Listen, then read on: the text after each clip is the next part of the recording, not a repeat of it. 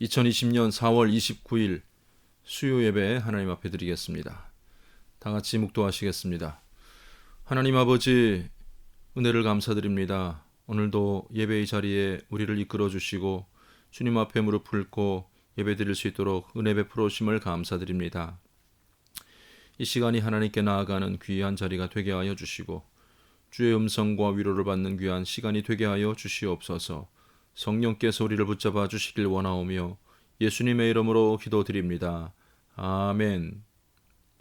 찬송가 300장 부르시겠습니다. 300장 찬송입니다.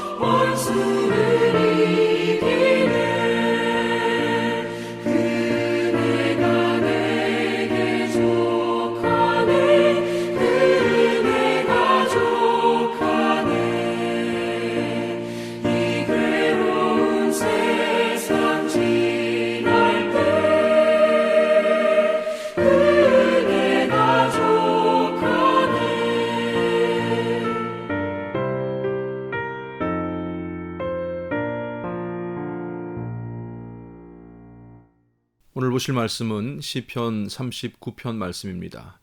시편 39편 1절부터 마지막 절까지 보시겠습니다.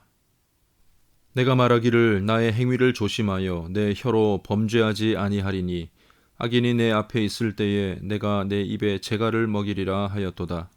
내가 잠잠하여 선한 말도 하지 아니하니 나의 근심이 더 심하도다. 내 마음이 내 속에서 뜨거워서 작은 소리로 읊조릴 때에 불이 붙으니 나의 혀로 말하기를 여호와여 나의 종말과 현안이 언제까지인지 알게 하사 내가 나의 연약함을 알게 하소서. 주께서 나의 날을 한 뼘 길이만큼 되게 하심에 나의 일생이 주 앞에는 없는 것 같사오니 사람은 그가 든든히 서 있는 때에도 진실로 모두가 허사뿐이니이다. 진실로 각 사람은 그림자같이 다니고 헛된 일로 소란하며 재물을 쌓으나 누가 거둘는지 알지 못하나이다. 주여 이제 내가 무엇을 바라리요? 나의 소망은 주께 있나이다. 나를 모든 죄에서 건지시며 우매한 자에게서 욕을 당하지 아니하게 하소서. 내가 잠잠하고 입을 열지 아니함은 주께서 이를 행하신 까닭이니이다. 주의 징벌을 나에게서 옮기소서. 주의 손이 치심으로 내가 쇠망하였나이다. 주께서 죄악을 책망하사 사람을 징계하실 때에 그 영화를 좀먹음같이 소멸하게 하시니 참으로 인생이란 모두 헛될 뿐이니이다. 여호와여 나의 기도를 들으시며 나의 부르짖음에 귀를 기울이소서. 내가 눈물 흘릴 때에 잠잠하지 마옵소서. 나는 주와 함께 있는 나그네이며 나의 모든 조상들처럼 떠도나이다. 주는 나를 용서하사 내가 떠나 없어지기 전에 나의 건강을 회복시키소서. 아멘.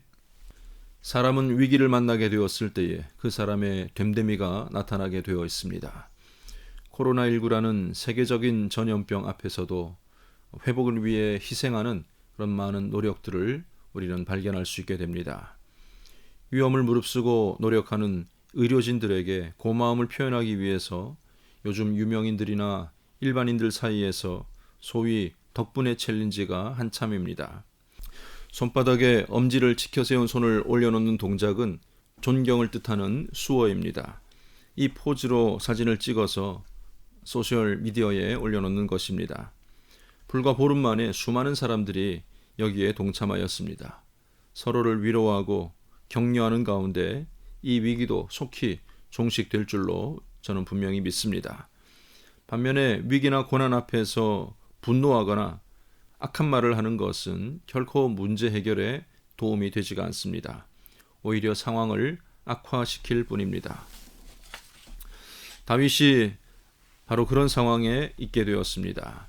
시편 39편 본문은 이런 고난과 또 고난을 발생하게 한 억울한 상황 속에서 어떤 행동을 하고 있으며 또 무슨 생각을 하게 되었고 어떤 결론에 이르게 되었는지를 고백하고 있습니다.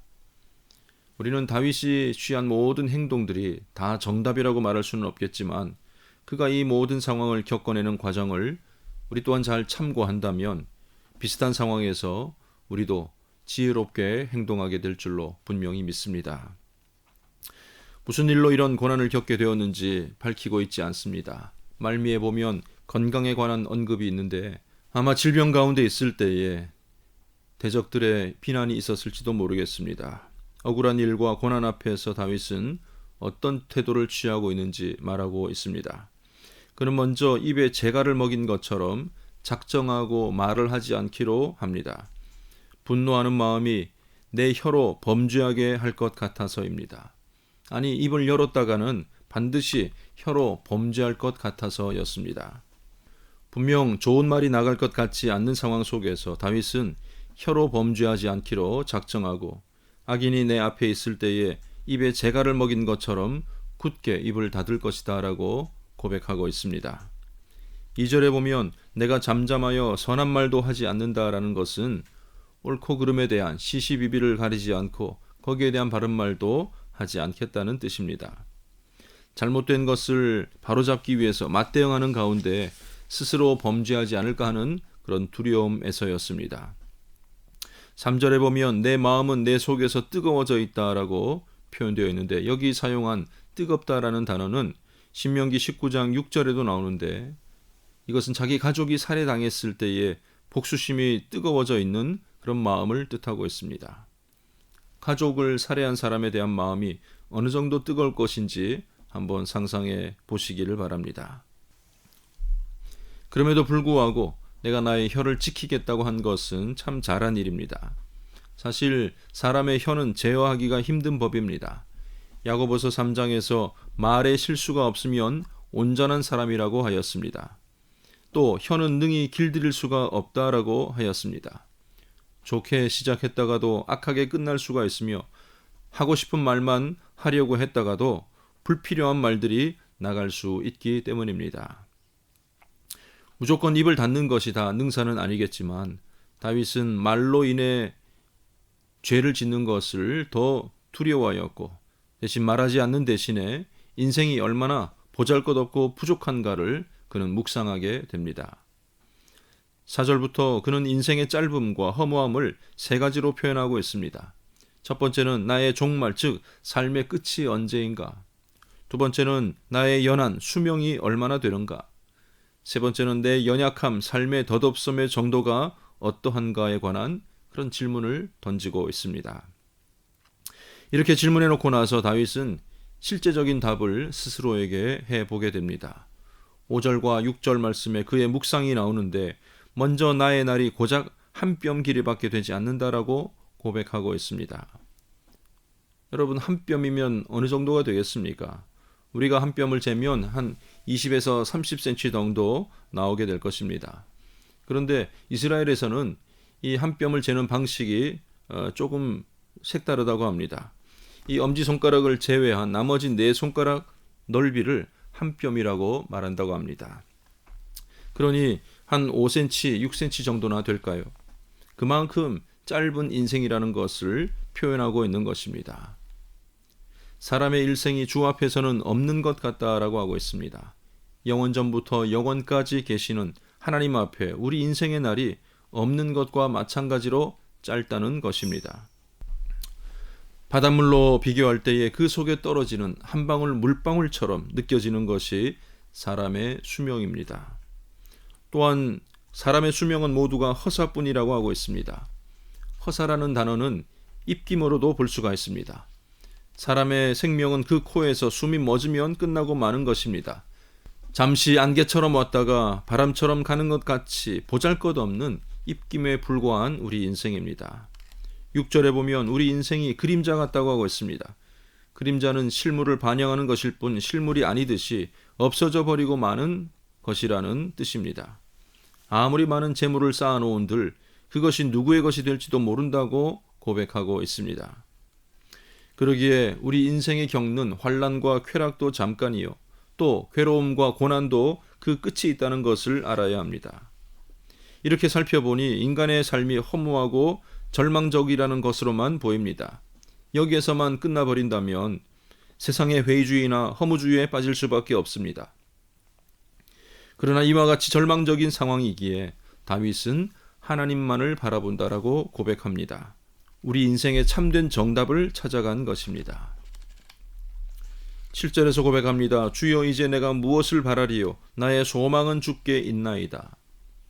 이것이 오늘 저와 여러분들의 고백일 수 있기를 바랍니다. 세상은 불확실하고 우리 인생이 허무하기 때문에 우리는 완전하신 하나님을 의지하여 살아가야 합니다. 내 소망이 하나님께 있습니다. 날마다 고백하는 삶이 되어야 할 것입니다. 다윗은 하나님께 간구의 제목들을 아릅니다. 원수와 대적들을 향해서는 입을 굳게 닫았지만 하나님을 향하여는 자신의 소원을 말하고 있는 것입니다. 8절 나를 모든 죄에서 건지시며 우매한 자에게서 욕을 당하지 아니하게 하소서. 자신의 죄에 대해 용서를 구하고 자신의 원수들로부터 수치를 당하지 않게 해달라고 하나님께 요구합니다. 9절에서는 자신이 침묵했던 이유를 밝히는데 내가 잠잠하고 입을 열지 아니함은 주께서 이를 행하신 까닭이니이다. 하나님께서 판단하시고 구원해 주실 것이기 때문에 스스로 입을 열지 않고 혀로 범죄하지 않았다라고 고백하고 있습니다. 10절로 가면 나의 죄로 인해 자신을 징계하는 일을 멈춰달라고 요청합니다. 이 일이 나의 죄로 인한 것이라면 잘못을 용서해 주시고 징계를 거두어 달라고 구하고 있습니다. 하나님께서 도와주셔야만 이 고통에서 벗어날 수 있겠다고 고백하는 것입니다. 하나님께서 우리 인생을 징계하실 때에 죄인들이 누리는 부귀영화도 모두 소멸할 것이라고 고백합니다. 다윗은 하나님이 하실 일을 정확하게 알았습니다. 하나님 앞에서 인생이 쌓아올린 모든 것들이 모두 헛될 뿐입니다. 악인의 잘됨에 분노하지 말고 선인이 궁핍하더라도 괴로워하지 말아야 할 것입니다. 하나님께서 선악간 반드시 판단해 주실 것이기 때문입니다. 혹시라도 사람들과의 관계 속에서 입술로 범죄하지 마시기를 바랍니다. 내가 옳은 일이라고 주장하다가 더 큰 것을 잃어버릴 수 있는 경우도 있습니다. 그리고 대부분의 경우에는 나만 옳은 것이 아닐 수도 있습니다. 그러기에 더욱더 하나님의 뜻을 겸손하게 구하고 하나님의 판단을 기대하며 입술로는 범죄하지 않는 것이 우리의 행할 도리입니다. 그리고 하나님 앞에서나 세상에서 그리 내세울 것 없는 보잘것없는 우리 인생을 너무 의지하고 너무 자랑하지 마시기를 바랍니다. 이 땅의 영광은 한순간에 끝나고 마는 것입니다. 그러기에 더욱 하나님만을 소망하고 살아야 하는 것이 우리 삶의 참된 목적이 되어야 할 것입니다. 다윗은 마지막 간구를 하나님께 아뢰고 있습니다. 12절 중반에 나는 나그네요 떠돌이에 불과합니다 라고 말하고 있습니다. 이스라엘 사회에서 나그네와 떠돌이는 가장 불쌍하고 연약한 존재들입니다. 이처럼 자신의 신분을 최대한 낮추는 것은 하나님의 긍휼을 구하기 위함입니다. 여호와여 나의 기도를 들으시며 나의 부르짖음에 귀를 기울이소서. 내가 눈물 흘릴 때에 잠잠하지 마옵소서. 주는 나를 용서하사 내가 떠나 없어지기 전에 나의 건강을 회복시키소서. 오늘 그의 간구가 하나님께 올라가고 응답을 받았듯이 우리의 모든 간구도 하나님께 응답받는 놀라운 역사가 있기를 주님의 이름으로 간절히 축원합니다. 기도하겠습니다. 하나님 아버지, 은혜를 감사드립니다. 아버지 하나님, 의인이 받는 고난과 고통 가운데서도 우리가 입술로 원망하거나 저주하지 않도록 주님께서 도와주시옵소서. 오히려 그 입술을 열어서 하나님께 소망을 두고 하나님께 간구할 수 있는 믿음의 사람 되어서 하나님의 크고 놀라운 뜻을 날마다 발견하고 고난 가운데서도 환난 가운데서도 질병 가운데서도 기뻐할 수 있는 우리 모두가 다 되게 하여 주시옵소서. 감사드리며 예수님의 이름으로 기도드립니다. 아멘. 광고 말씀드립니다. 코로나19 상황 속에서도 우리의 믿음을 잘 지켜내고 어디서나 예배할 수 있는 믿음의 사람들 다 되시기를 바랍니다. 다음 주부터는 주중 예배는 우리 현장에서 또 이 사회적 거리를 잘 유지하는 가운데 예배를 드리고자 합니다. 수요일과 금요일은 이제 영상 제공이 되지 않고 현장에서 예배를 드리며 또 새벽 기도도 본당에서 우리가 현장 예배로 진행을 하고자 합니다. 꼭 참석해 주시길 바랍니다. 서울 북로의 정기회의는 어제 화요일 은혜롭게 잘 마쳤습니다. 교우 소식을 보면 우리 오규환 집사님 지난 4월 25일 별세하셔서 장례식을 가졌습니다. 참여해 주신 성도들께 감사의 말씀을 드리고 또 남은 가족들을 위해서도 기도해 주시고 위로해 주시기를 바랍니다. 찬송가 301장 부르시고 축도함으로 예배를 마치겠습니다.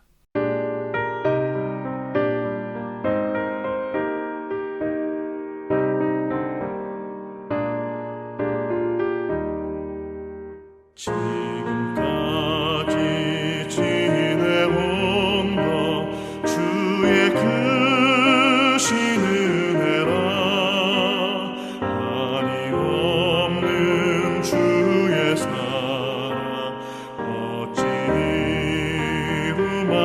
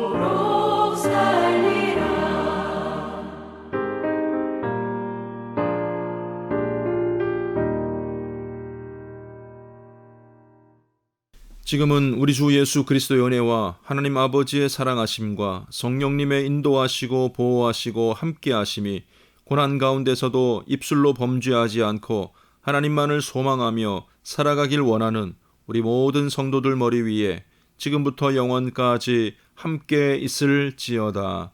아멘.